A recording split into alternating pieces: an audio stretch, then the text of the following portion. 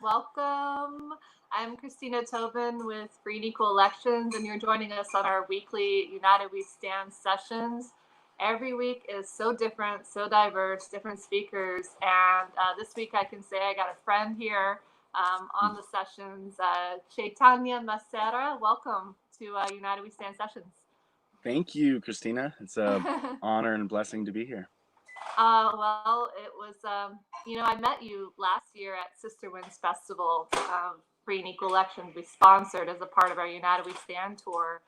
And I just felt a sense of ease that is, and peace and groundedness just being around you and the nomadic peace caravan and seeing how you give back to the people. I mean, I literally just kind of showed up in the heart that you have and nutrition and health and all. So I'd love for you for any of our and all of our listeners that don't know you yet, to let them know what your background is and why you're here today.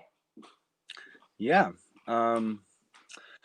So 38 years old. I was born and raised in Taos, New Mexico. Between my mother's land, kind of in a very fertile area of Taos with an apple orchard and such. And she's an herbalist, so she has a little herb farm. So I was raised around a lot of botany and herbology and such, and astrology and things like this. And then my dad lives out in the desert, very polar dynamic, 45 minutes from my mom's house, but it's completely different atmosphere out here. It's very, very dry, no rivers, no water. It's all off the grid, run on solar, mostly water catchment. And we're kind of been building a little ecosystem out here since I was a little kid. My dad's been planting trees and is kind of creating a little forest in the middle of the desert with a lot of other different neighbors as well. And that's kind of, as growing up in this multicultural town, I was brought to many different communities, or raised around many different communities, more like the Taos Pueblo community there. I was raised going to sweat lodges and watching their dances and their kiva ceremonies and different things, as more of an outsider, but also being welcomed to their table to eat with them on feast days and stuff. And then I spent a lot of time at Lama Foundation, around more of like kind of a Sufi Eastern culture.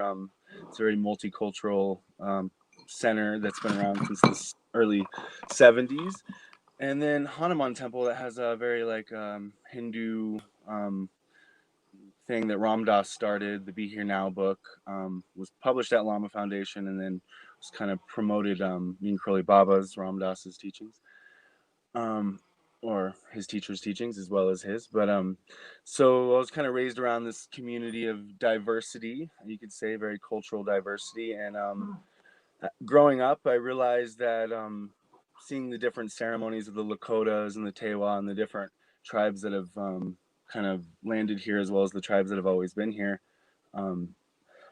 holding different gatherings where we brought the counterculture community together and the Tewa together to pray and play music and celebrate and kind of put everybody's differences aside, putting on different different types of cultural music and experiences and ceremonies for people. And I kind of started that in around 2000 and 2003. I did little festivals. We would have sweat lodges and punk rock bands and different things going on around a similar time. And then around 2006, I was with a theater troupe that we traveled, starting in 2003, 2004. We traveled all over Central America, performing for children, mostly in hostels and orphanages and schools, all up and down Costa Rica, and doing lots of theater and clowning and circus, educating families about healthy morals and the environment, cleaning up their neighborhoods. Great time. And then my theater troupe ended up creating Tribal Vision, along with the kind of the morals and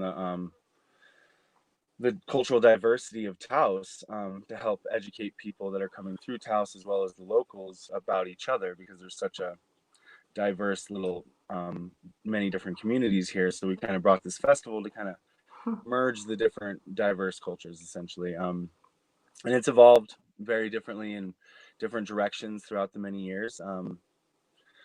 to where it is now. And it's kind of in a place right now where we're recognizing the imbalance and the unhealthiness and kind of, to say, the sickness in society. So we're trying to kind of change Tribal Vision to more of an event that is focused towards restoring the earth and preserving culture. As always has been a major thing, doing ceremonies and having different elders come on stage and pray in their different languages, worldwide, from Tibetan to Native American cultures. And so what we're basically kind of creating is more of a something that's more focused on food sovereignty and reforestation of the areas that are needed in local communities, especially in the Taos region, since that's where Tribal Vision is based out of.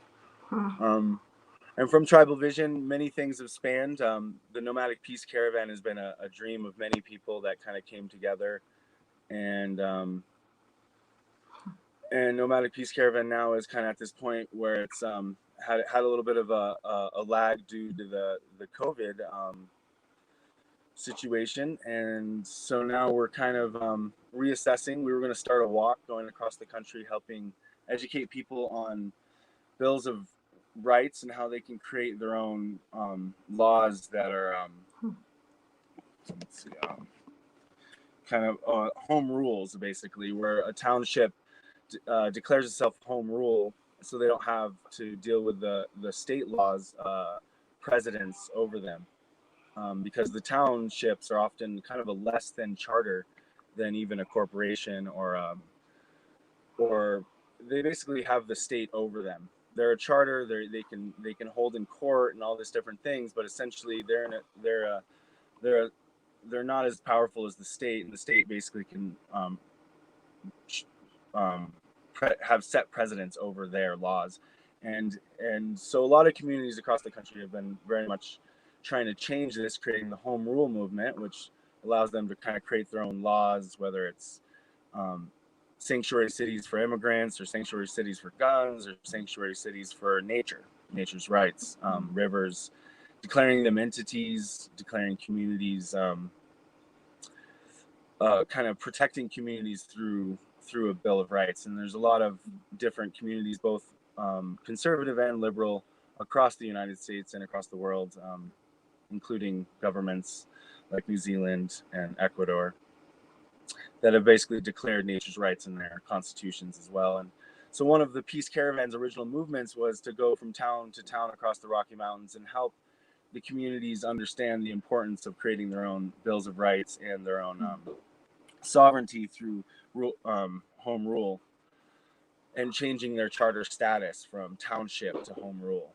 And there's a lot of legal battles going on right now in Grant, Pennsylvania, and Madrid. I think it's Madrid, New Mexico, and a handful of other towns that have, Lafayette, Colorado, that have all stood up and using this home rule. And it doesn't always sit well with the corporations if they've already created basically a set precedence of them coming in and taking over. And then there's set precedents often in the past court cases in the state. So a lot of times the oil and gas and other corporate ag will win over on these small little towns trying to defend their water and their land, essentially. So that's kind of a little base of what the Nomadic Peace Caravan's been working on. And then we've been recently, since the pandemic, there's been a lot of us talking and working towards using our mobility, because we acquired quite a few buses and different means of transportation, some RVs and such. And we were planning on getting this caravan to help educate people across the country, but with kind of the block on a majority of the gatherings happening across the country, we have been talking a lot about food sovereignty, the importance of food sovereignty, and also seeing the failed food system, or not quite failed yet, but is slowly failing. The food chain, supply chain, crumbling. It's crumbling. Yeah, I mean, the other day I've been I always love purple potatoes, and I love potatoes, diversity of potatoes. I grow them a lot, but I've been noticing at the grocery stores there's less and less diversity. There's less and less stock of potatoes. And I asked one of my friends in the natural grocers, and he confirmed to me that there's what they used to order 100 bags of potatoes a week. Some of them can only order up to 20 bags of potatoes per store per week. So what's happening is the demand is greater than the supply, and it's not really because of our ag at all. It's more because of our pay, and the immigrants being paid proper wages, and then the bailouts, as well as the corporate bailouts for ag, limiting the amount of money that the immigrants can actually receive on an hourly, has really greatly affected our agriculture right now. And there's a lot of other things since March that we've seen have trouble. So what the Peace Caravan has been doing is been connecting with farms across the Rocky Mountains and seed banks, trying to kind of resource and get different connections so we can bring our caravan there. But now we're actually looking at more of what these farms can produce and what they are producing and what they need. One of our scouts went out east and is actually going and looking at different maple farms and blueberry farms that are interested in doing trade, basically, for what we grow up here is quinoa, a lot of it. And there's also goji berry farms starting to form up here. And there's a lot of good localized food and lots of potatoes, purple potatoes in the Alamosa Valley and into Taos. So what we want to do is start being able to create large amounts of product that we can then trade for other farms and products. And there's already groups doing this across the country. I met a group in Paonia, Colorado, the Trading Post. Addie, she's been trading goods for a long time. She'll drive a truckload of her dried cherries and dried apples and her homegrown wheats and stuff like this, and drive them out to California and trade for rice, or drive them up to the Northwest and trade for salmon. So what we're hoping to do is kind of create a trade network. We have some communities that grow lemons, and some communities down in south of the border that are growing bananas and mangoes and cacao. And what we want to do is start drying and getting transportation through a community network that we pretty much have already been establishing through the Peace Caravan. So what our next couple year plan goal, at least, maybe even sooner, is to start getting all these excess buses and travelers that are moving around to start filling their buses with large amounts of goods, like 55 gallons of maple syrup is one of my friends' goal out in Massachusetts, to gather up the good maple and then bring it back. Maple in New Mexico is worth a lot and has a high value. And working with the CSAs for distribution, because it's one thing to trade from farm to farm, from privileged farmer to privileged farmer, but it's another thing to be able to actually reach out to the CSAs that are people paying into a community share, essentially, of an agriculture area, or even farming or whatever, and they can basically get different shares through the CSAs. And what we're hoping to do is kind of create a national trade system for the CSAs, so we can connect CSA to CSA and help them get all the food they need, so they don't have to go to the grocery store, or their customers, or their the shared community doesn't have to go directly to the grocery store to receive. And another thing we're hoping is get grants and sponsorships to help us bring it to the impoverished communities, primarily the indigenous communities of the Americas, and help them also produce some sort of crop that is good for their climate, that they can also have a decent value in trade, so they can trade it for other good necessities that they'll need in the years to come. So that's kind of what we've been working on. There's a farm down in Arizona on the Colorado River that we're sending a whole crew of workers down in October to plant lemon and citrus, as well as pomegranate. It's right off. It's near Lake Havasu, just south of Lake Havasu on the Colorado River. Beautiful. Yeah, it's Josh and Kara, some of our scouts, one of our their bus, they went down there and scouted out a lot of Arizona for us and found this Thank you, amazing. Scouts. Yeah, exactly. We have some scouts Mm. on the East Coast now. We have some scouts wandering up to Oregon, and we have a bus up in Wyoming. We have quite a few buses under our nonprofit Earth right now, and a lot of collaborations like Josh and Kara and our friend Miles, and they're all kind of moving around helping us connect these different communities and farms. So Hmm. that's kind of the base idea. I hope I didn't go too off, you know. Well, no, I mean, I was, before we went live, I was like, Che, please go into a stream of consciousness and let people know. Because, I've been in the electoral reform arena primarily Right. for decades. And so to be diving in such a diverse topics, I mean, I lean on you as an expert in this field. And there's just so many things I've just learned from you. And it's making more sense having met the nomadic peace caravan at Sister Winds Festival. I felt there was some depth, a lot of depth in what you were doing in the vision. So none of this comes as a surprise, but now it's nice to be able to put, all the pieces together.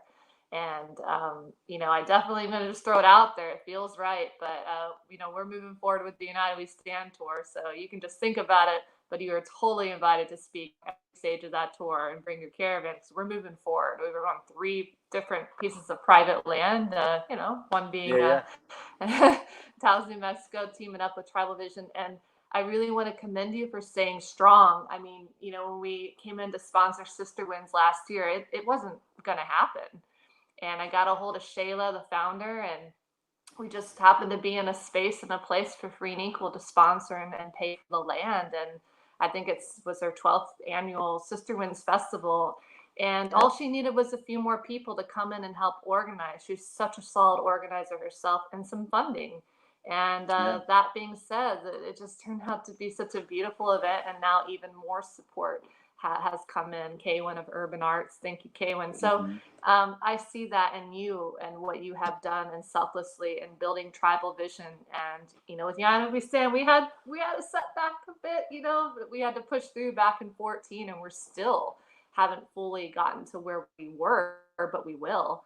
And I see the same thing with you and Tribal, and we work to make things move forward and right, and everybody happy. But it's been my heart goes out to you. So in any way, Free and Equal Elections United We Stand, we're humbled and honored to support, sponsor, and not only the Federal Reserve note, but our team, our really our solid team that's actually connecting with yours on the road. So that says something. I'm hearing through the grapevine. So what a beautiful thing. So, I mean, with the crumbling of the system and having really an alternative way of being able to make sure that the people are taken care of.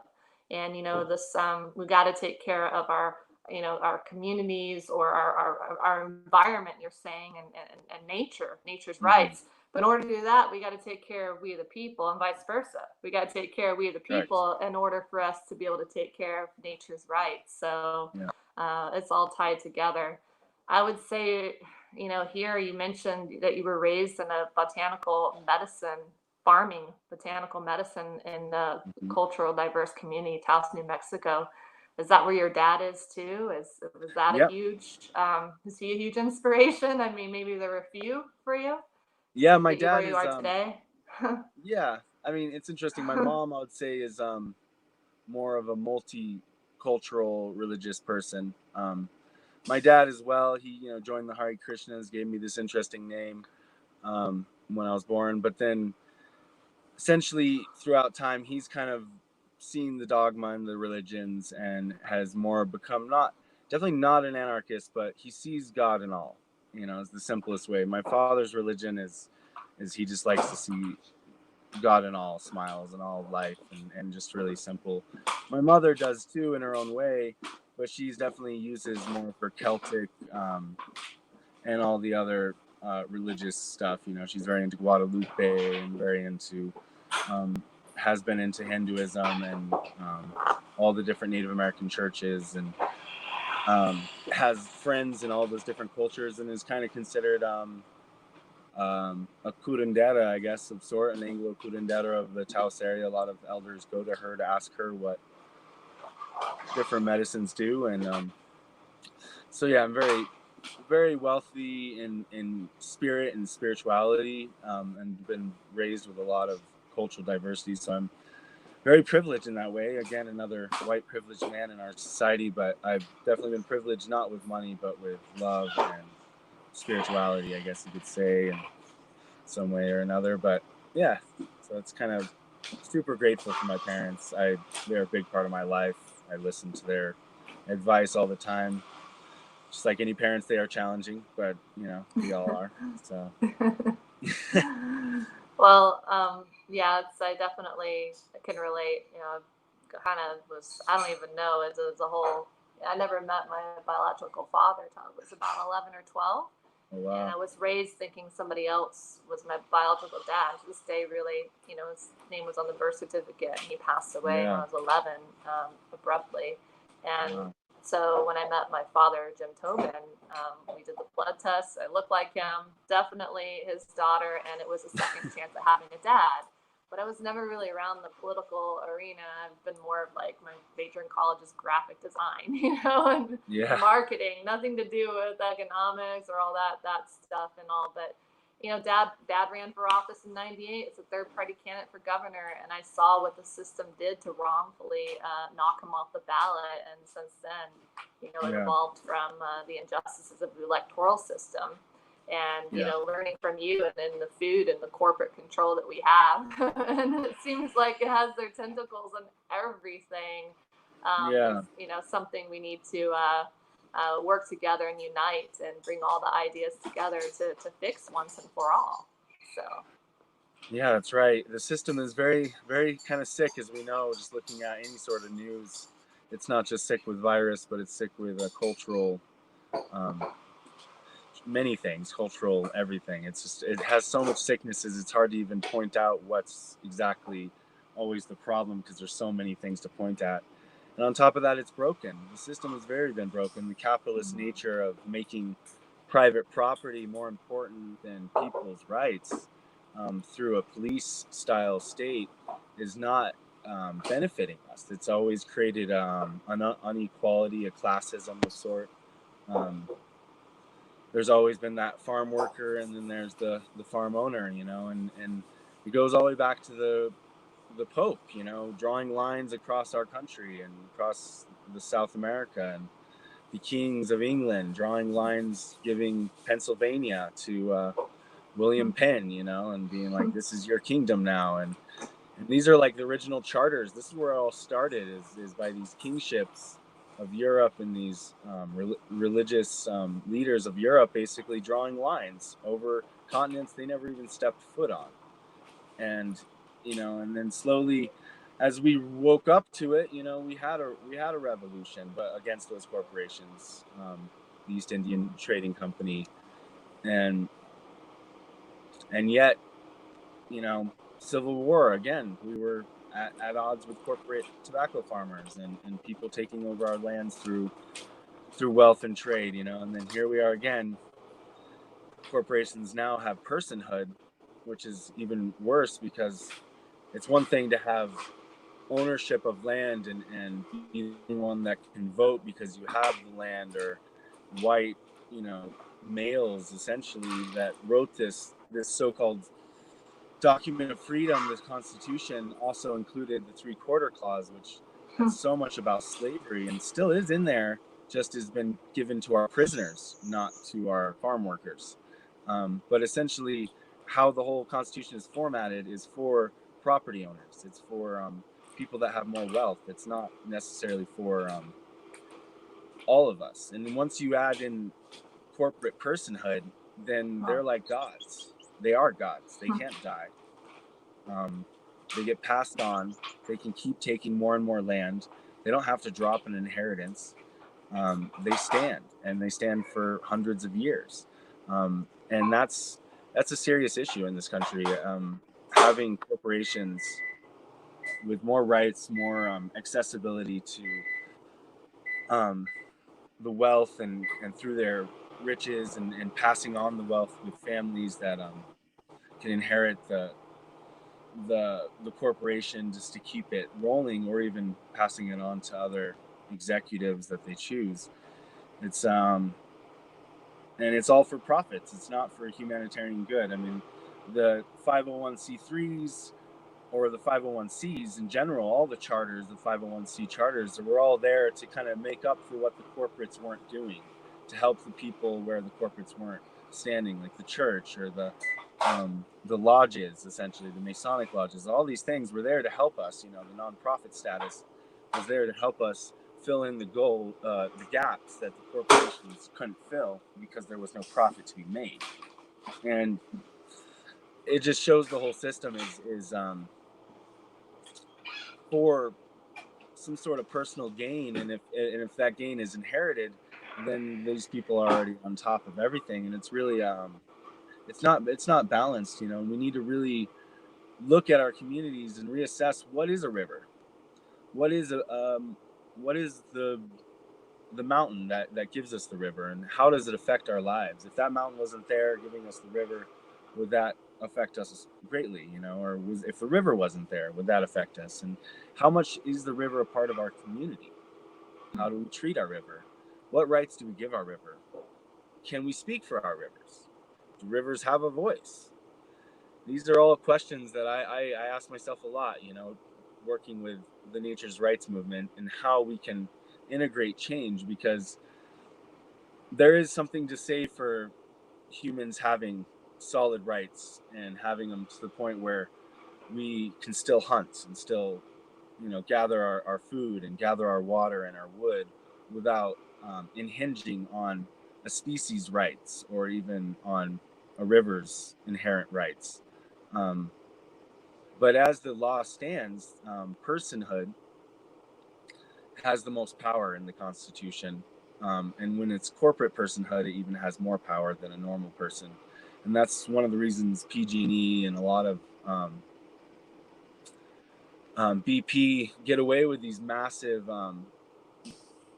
lawsuits that go against them, and are able to get away with settlements and these different things, because they're able to destroy land, even harm people's livelihoods, or even potentially even kill people, like PG&E in some ways, and still be able to get away without being declared a murderer and put in prison, because you can't really put them in prison, first off. And there's so much about the charters that we've created based on the King's charters and the Roman Church's charters, essentially, that we basically allowed these charters to be equal to our foundation of our government.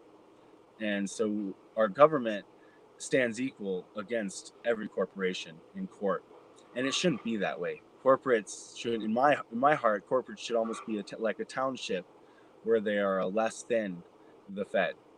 But really, they're not. They're equal to the Fed, and technically, all persons are, but it's not really it doesn't play out that way unless you have the money to back your personship, essentially, because of set precedents and the corporates winning so many lawsuits time after time, all the way back to the College of Dartmouth in Pennsylvania. That was the first lawsuit where they accepted the King's charters,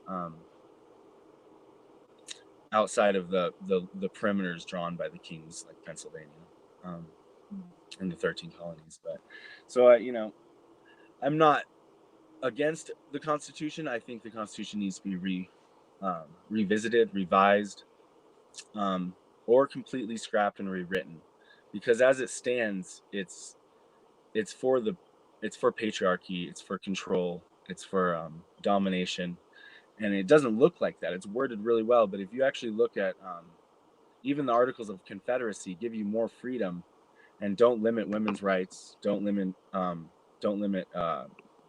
any colored people's rights. But then after that 11 years of having that first Constitution, which was the Articles of Confederacy, then we moved into the Federalists coming in, and Washington warning us, being like, watch out, these Federalists want to change things.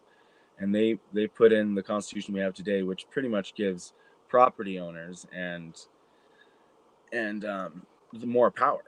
And from the beginning, the property owners were the original voters, until we had to fight for that and change that. And it's been a constant battle against this structure that is based on this Constitution. And unfortunately, this Constitution has so many flaws, including the 3/4 clause, which should be completely thrown out.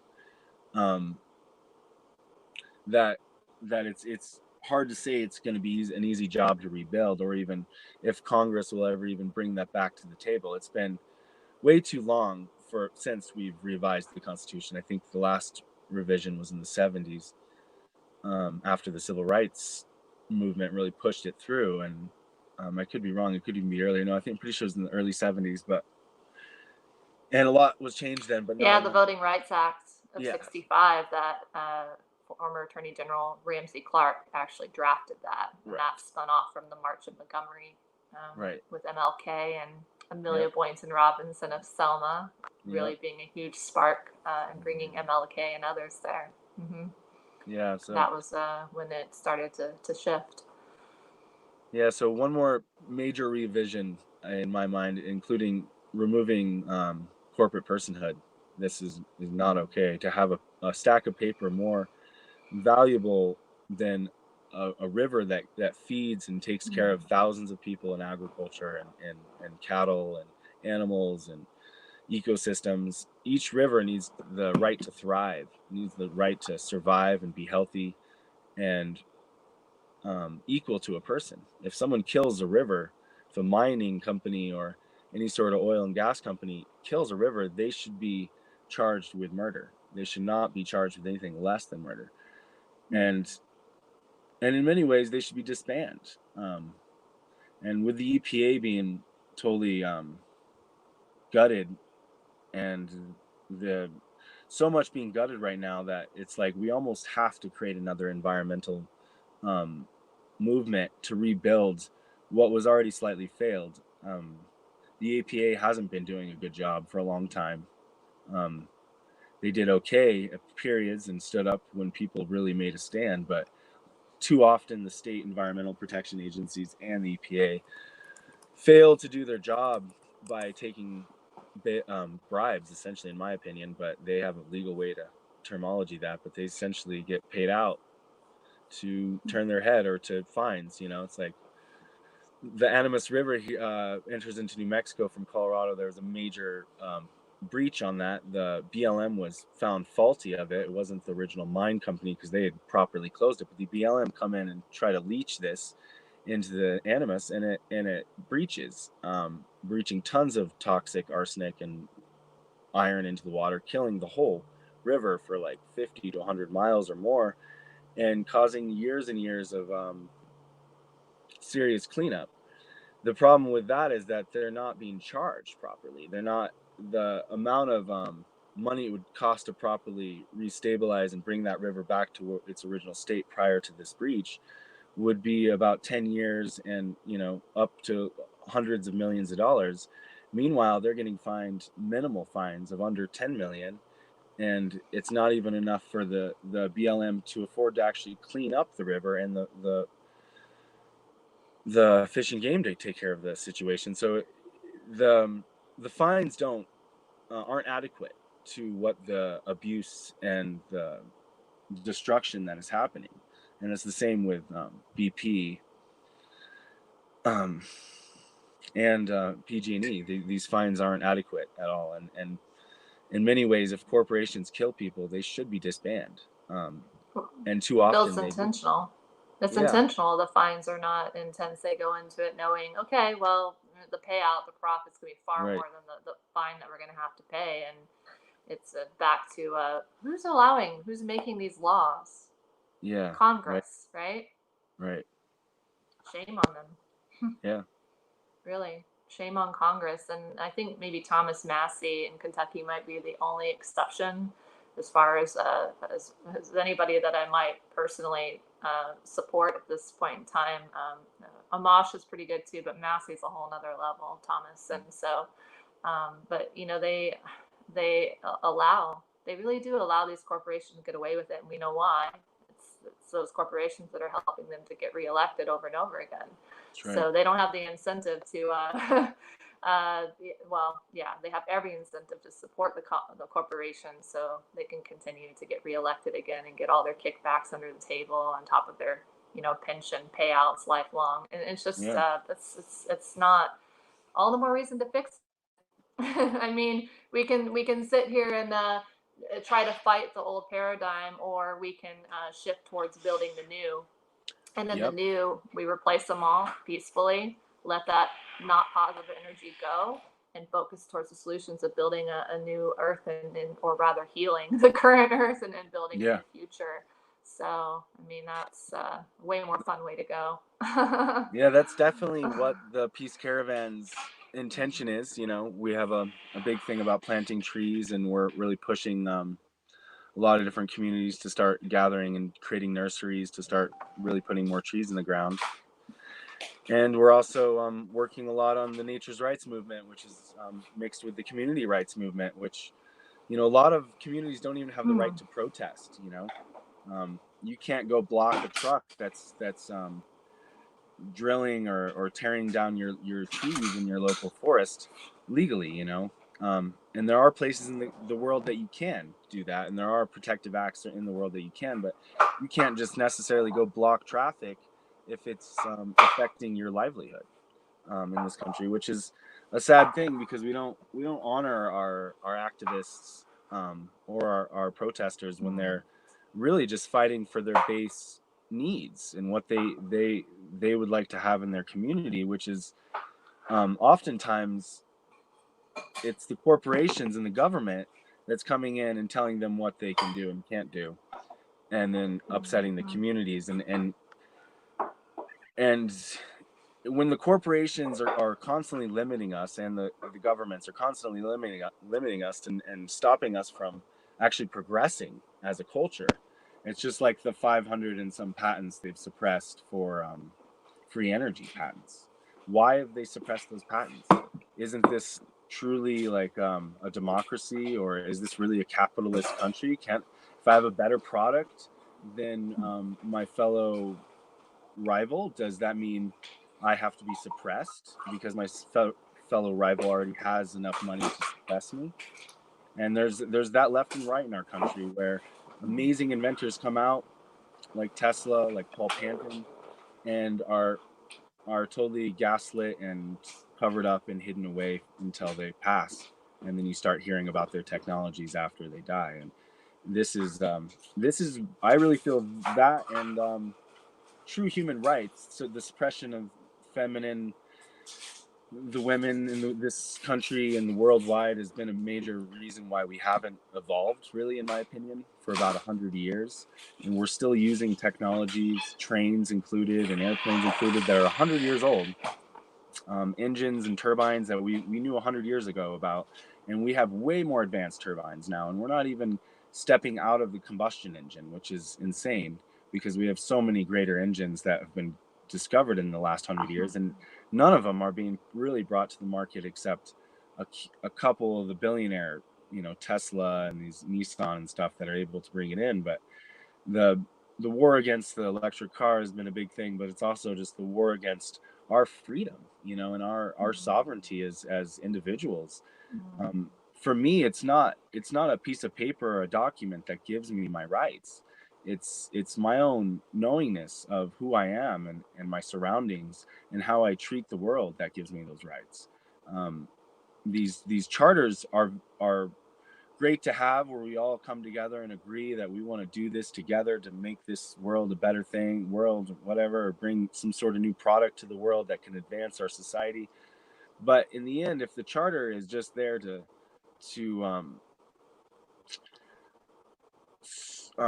oversee and take over any other thing that is basically advancing against it, any other product that seems to be better than its product, that charter shouldn't have any power to do that, and nor should it affect our government through lobbying or any other form to tell us that we can or can't use these products. There's a lot of products in third worlds that they can use, like electric bikes. You can charge your house have enough battery bank for up to 24 hours for 1 hour of bicycling. You know, the 5 hour energy guy created that. And there's a lot of those different products that you can't even sell in our country.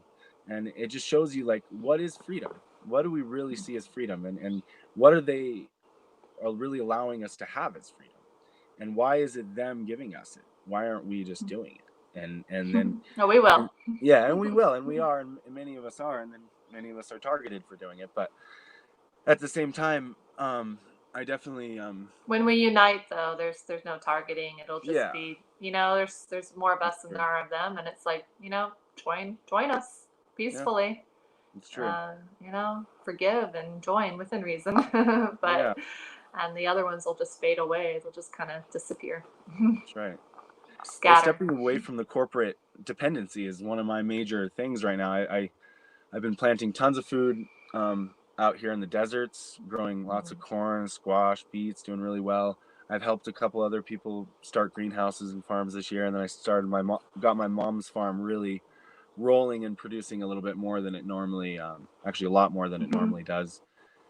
And to me, that's what food sovereignty is. It's like, I grow my lettuce, I can grow my carrots, I can't grow my lemons. I live at 7,000 elevation. So can I grow something that I can trade for lemons? Quinoa. Well, I can grow quinoa. You know, I can dry my apples. You know, the apples don't grow well down in southern Arizona. They get lots of blights and problems. So if we can produce really good food in our local communities and help trade those local goods through a festival network, or even just through CSA networks and through nonprofit distributions to low-income reservations and communities, then we can really start getting away from really needing to go to the superstore all the time, and the grocery stores that are really controlling us more than we would like to be controlled. And I know a lot of people are starting to like stockpile and do stuff like that, and that is good, but that's not a long-term solution.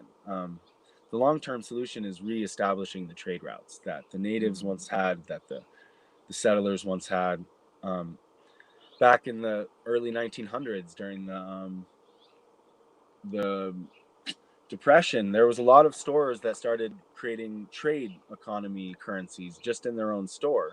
You bring in a certain amount of potatoes, I give you this much credit, and you can come back to the store and get lettuce or whatever you need until your credit's used up, and then you bring in your cow or whatever. And I think we may have no other choice but to go back to that sooner than later, and taking the corporations out of being the middleman, because essentially they're choosing how much they charge us for the potatoes. They're choosing how much they charge us for everything, and a lot of times it's based on their estimates of shipping and production. But And if I may, when you say there may be no other choice, I mean, my take is that's the right choice, right, to grow it and to exchange and to barter, and that would result in the corporations fading away. By the people taking. And so that's just the right choice, the right thing to do. Sure. And I see that coming in the future, very, very much so. And you talked before about the right to assemble, to get together, to talk. I mean, this whole coronavirus thing coming up, I mean, the fact that Congress, within a snap of the fingers, they're like, we're going to remove your right to assemble. We're going to introduce House Bill 6666, contact tracing. And I'm looking from the voting, rights standpoint, and I'm like, well, we have paper ballots, there's mail-in ballots, but we can't have online blockchain voting, blockchain voting on the ledger, but you guys can implement House Bill 6666, 6666. That's a very disturbing number. Contact tracing, and you can trace us through our phones, but we can't vote in 2020. I mean, it's just so that's a frustrating thing to see. But yeah, when 9/11 happened, what's the first thing that came about? The National Defense Authorization Act and the Patriot Act.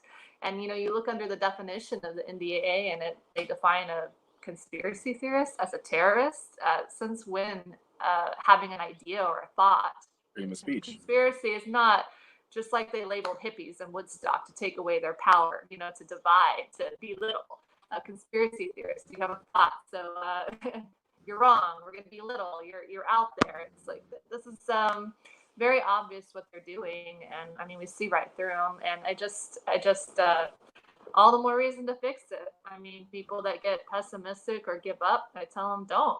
And then you become a part of the problem. And deep down, most people don't want to become a part of the problem. And deep down, they want things to fix. So when they see that solution-based movement and idea rise, as Dr. Ron Paul would say, when an idea comes, nothing's going to get in its way.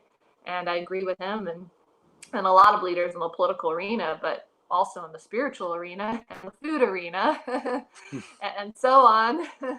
Electoral reform. So yeah, I'm really loving this conversation.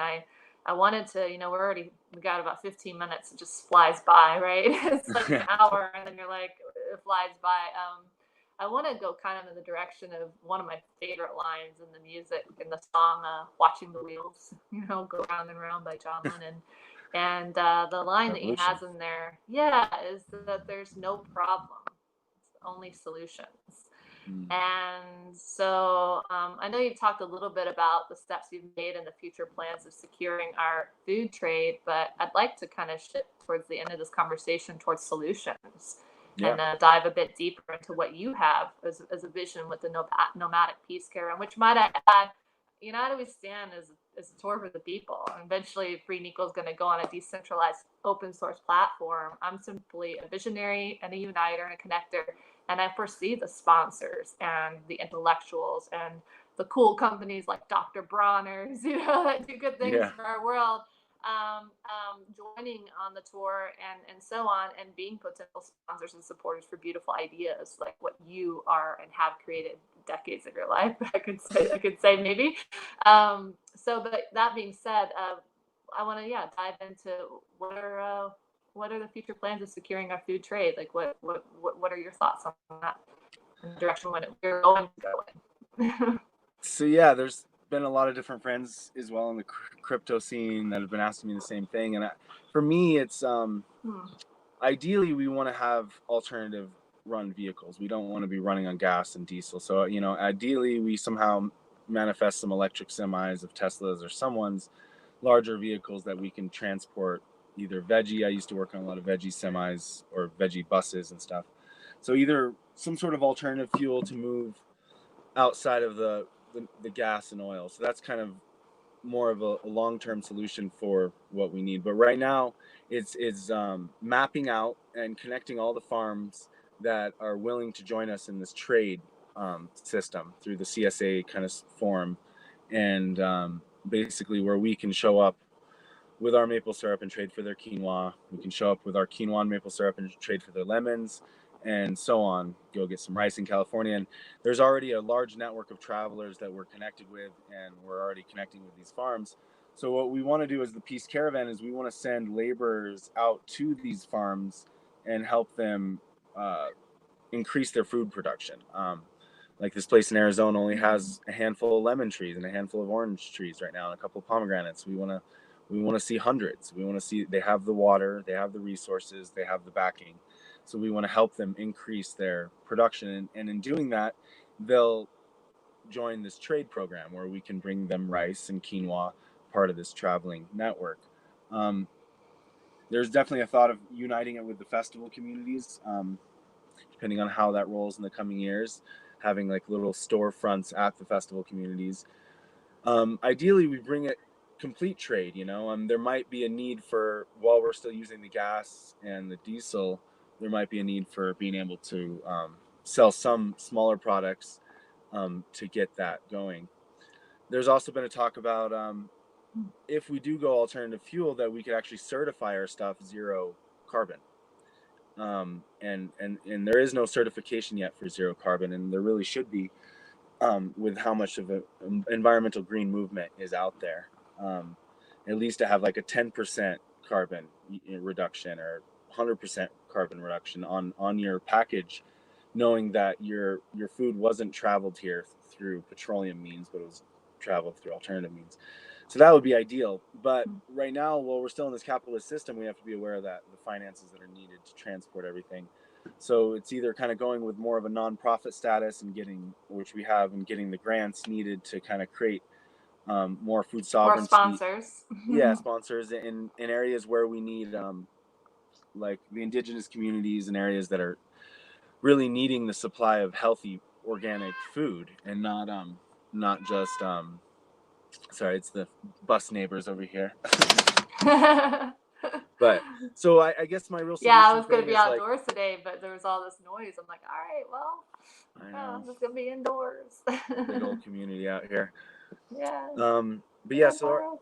our idea is to basically work and help these farms produce more. The quinoa farm up north in Alamosa, there's a couple of them up there, and we want to work with them a little bit closer and supply them with what stuff they would need at the store, and getting them large supply stockpiles. So in their local CSA that people pay into, they can then not just offer quinoa and bell peppers and tomatoes and a couple other lettuce and stuff like that. They can then offer maple syrup and lemons and other things through their CSA program.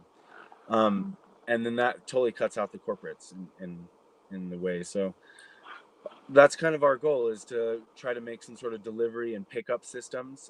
The Hanuman Temple here in Taos offered to use their parking lot for drop off of food boxes and stuff like this. So Oh, thanks to them. yeah, so there's different That's people how out you there in our get community. back. Yeah, however Yeah, you can. exactly. And then different communities will have different churches and other things that I'm sure would be interested in helping us in exchange for leaving some of the supply food there. So that's kind of our goal, is to kind of create different stockpiles of food to help out with the food deserts that are all over our country, as well as re reestablish the trade routes. Really is what it comes down to, without the corporate hand. And with a nonprofit, really all the food should be nonprofit. There shouldn't be anybody making money on our livelihood and our health.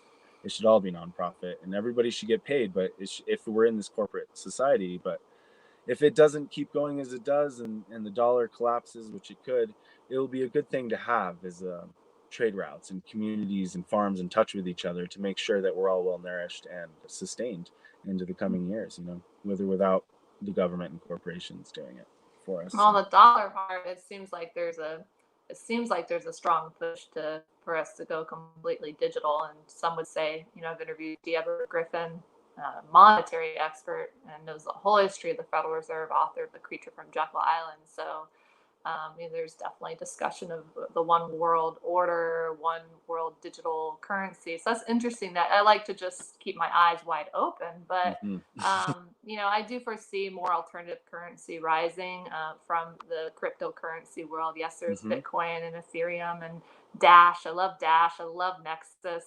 Nexus actually helping to build. Colin Cantrell of Nexus Earth is one of the coder and developers. Chuck Williams of Dash, and his own group now, company, the backhand and front end of our blockchain elections. It's an app which will launch at the final stop of our United We Stand tour out in Fort Wayne, Indiana, October 11th. So United We Stand will present our presidential debate. We had one before the primary this year. We had 18 candidates, Che. Wow. I saw that. That was huge. I didn't expect that many to say yes. We had to split it into 2 debates. I mean, what an honor to have that many candidates fly themselves in and host themselves, because we're a nonprofit, and that was like their way of giving to us. But in any case, I do foresee that alternative currency, but also that bartering and trading you're speaking about prevailing. I do. Like, again, it's just there's more of us than there are of them. And so, and when you're talking about technology and going into, actually, you may know Colin Cantrell's dad, Jim Cantrell. Be a good, I'll bring Tribal Vision you to his attention. He's the co-founder of SpaceX. We know with Elon Musk. So he's got some, he knows a little bit about the electric, spaceships, cube satellites, decentralized sats into space. I've been learning from him and had dinner with him and his wife out in Arizona.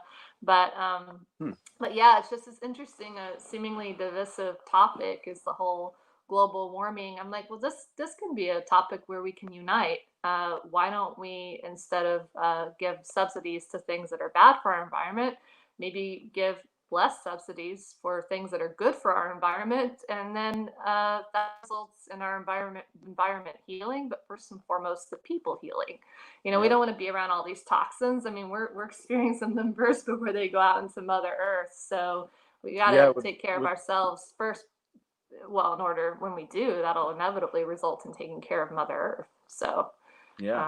it's just interesting. So, and then when that happens, when we have the right people in office targeting Congress first, the 22 races, very clear to me, then everything's going to fall into place. You have 435 seats there. If you have a couple hundred or a couple thousand people run, maybe starting a couple hundred in 22 and then so on the next cycle. Um, I think when we elect people that are not necessarily seeking to run for office, but are asked by their community, they're already standing up as leaders in their communities, that are humble, maybe have some background in science and technology here and there. But those are the sort of people that when they run, when they're asked by their community to run, they'll see it as a duty to serve for maybe one or hmm two cycles, and that's it. It's not an Now, easy job. Hand the baton on to another. So. yeah, there's And not enough I think talk in what the. you're doing, you could educate them a lot, these candidates, about the work that you do and what we've learned from just this brief conversation today. I'm excited to bring that together through the Yeah, there's. blockchain app. I haven't seen many American candidates speak about nature's rights or bills of rights, localized bills of rights in their communities, and that's something I would like to see more of. Is the candidates actually sticking up for what nature is really needing? Nature needs personhood. Rivers need personhood. That's like a Mm, straight up thing. If they don't have personhood in the next 20, 30 years, we're going to see a lot worse things happen. And it's mm, just because of how our set precedents of laws and court cases have been to this point. If we change our even one state, Colorado, New Mexico, one of these Rocky Mountain states, or any of the states, just change it, and then it'll put nature's rights actually as a standpoint in our country, giving other states the abilities to look over that and stand for that, because rivers especially and watersheds and aquifers, they need these rights. Otherwise they're going to be considered constantly privatized and bought out by Dannon and other Nestle companies that are just going to keep taking our water from our communities, and the fracking companies. They need a lot of excess water from really deep mm. wells to keep those wells pumping natural gas and oil. So, and if we don't respect our aquifers, we're not going to have a healthy future. There's going to be a lot of dry zones in our country. And the biology is another big thing that I've studied a lot because working in farming is microbiology. Mycorrhizas are one of the only things that trap carbon into the ground next to the Micro, ocean. what is it that traps? Mycorrhizas, mycorrhizas, they Mycorrhizas. attach to all of it. So when a tree grows, it has all these mycorrhizas attached to it underneath, right? If it's a really healthy tree, it has more. And those communicate with the mycelium families, and they actually share nutrients all through the fields to other trees, and sometimes even hundreds of miles to like saplings that don't get any sun because they're grown under a thick forest will receive photosynthesis nutrients from the bigger trees through these mycorrhizas. But so the mycorrhizas also store carbons. They'll take the carbons from the tree and store them. So when the tree dies, all these carbons are released back except what the mycorrhizas have stored. Mm, And that's also with grass. Like all our field grass, when the grass dies every year, the carbons release and in the end of the year. And then they pull them back in every year. It's an exhale, inhale of the earth. mm, But when you have that, you have to have the mycorrhiza healthy in the ground, and then it will trap the carbons to help take the carbon back out of the air essentially. And that's really the main way to do it next to the ocean is another healthy way to pull carbons back into the earth. But right now we have a lot of work to do, and I think a lot of it is up to our candidates. It's true. I mean, the system we have right now, if it keeps failing us, people are going to lose faith in it, and we can't afford that right now. There's not much time to rebuild and do all this, so we need to like take stance and get our push our politicians to talk about nature's rights, is push it, them to talk about sovereignty and food sovereignty within communities, where each community actually can sustain itself and not be a food desert, um, essentially. But yeah. Shay, I mean, I'm an optimist, but a realist. The politicians, most of them, they've had their chance. They haven't taken True. action. You follow the money. It's up to us, the people, to run, to get It's true. involved, to get engaged, and to peacefully replace them. I Yep. mean, the old paradigm, it's crumbling. They're trying to save it, but it's not going to happen. And so, you know, if we're ever going to bring about those evolutionary changes, it's going to be through two things, and it's going to be youth and music. So I am stoked. We can go. I mean, I'm stoked. You know, I follow the heart, and the heart. I'm meeting you in, I think Summerwood, right? Summer out Yep. in Sister Wins. I Yep. felt so much heart from you and her, and just what you were doing and nourishing and giving back selflessly, just so selflessly to people. I feel that from Shayla as well with Sister Wins, and Definitely. our team out in Fort Wayne, Indiana, and out there in Heartland communities and so on, and meeting Jessica. That's just a snippet. And Jeannie, you've heard of. It's been my friend since second grade out in Texas. I mean, she's just like, I mean, so beautiful in every way. And so I'm excited. We've got 4 stops for United We Stand this fall. People can check that out, freenequal.org, which is an annual nationwide tour uniting the younger generations with musicians, artists, and thought leaders to encourage that is local civics participation and inspire people to run for office. So, Che, that blockchain app, this interview here, is going to be going into that blockchain app, and people can go on it and learn. And of course, they can about all the topics and food and sovereignty and everything we discussed today. And I anticipate we'll have future conversations and dive even deeper. Thank you so much. Did you want to plug a website and you know, let us know? By the way, right now I don't know what details we can talk about for, you know, Tribal Vision and Free and Equal. We're honored to sponsor to help you know, like we did with Sister Wins, work with you long term. You know, we want to stick with you year after year after year. Yeah, thank you. Yeah, tribalvisionfestival.com. There'll be more information coming up on there. Now it goes back to 2006, so it's been up and down that website, but it's currently running, and there's going to be more information on what's happening and more direct understanding. We're not going to be charging a ticket fee. We're going to be actually asking people to bring a large amount of organic food, Nice. and or trees for the entrance. So that's gonna be a new thing. tribalvisionfestival.com. Love And the it. nomadicpeacecaravan.com is where you're gonna find more about nature's rights and links to CellDeath and Garn and Earth Law, different law firms that are actually really pushing the rights of nature movement across this country. And yeah, nomadicpeacecaravan.com has a lot of stuff on there, and there's going to be a whole section on food sovereignty. It's still being built right now, but it'll be on there in the coming week. Beautiful. Well, I will see you out in Taos this September. I'm excited, and we'll be kicking off the tour from here in Cambria, California, where I live. Been here 8 years now, and I just actually opened a little store here called Bali Gyms on Main Street, and helping local artists in Cambria and in Bali as well. I want to do fair trade there, and that's the headquarters of Free and Equal Elections, as well as the very active Facebook page called Cambria Current. So I want to turn into a newsletter and website for the town as well. I believe that real change begins from the bottom up, and it's only that's the right thing to do. I'm so involved in national elections to be involved locally and just helping build beautiful causes here in Cambria. So we're going to bring that energy. There's a skate park rally that goes on. They're having 4 weeks in a row, Che. We've live streamed on Cambria Currents. And the kids, I've never been to a rally where I've been outnumbered by kids. Their skate park was knocked down by the Cambria Community Service District, the CCSD here, and they want to rebuild it. And they're like having these rallies in front of the skate park saying, you know, like, CCSD, like, come on. I'll send you the video. It is inspirational. It's just, I mean, that is a beautiful thing. So we're going to be kicking off around the energy one way or another from Cambria and flowing into Taos, New Mexico, Tribal Vision. So November 22nd. Let's do it. Thank you.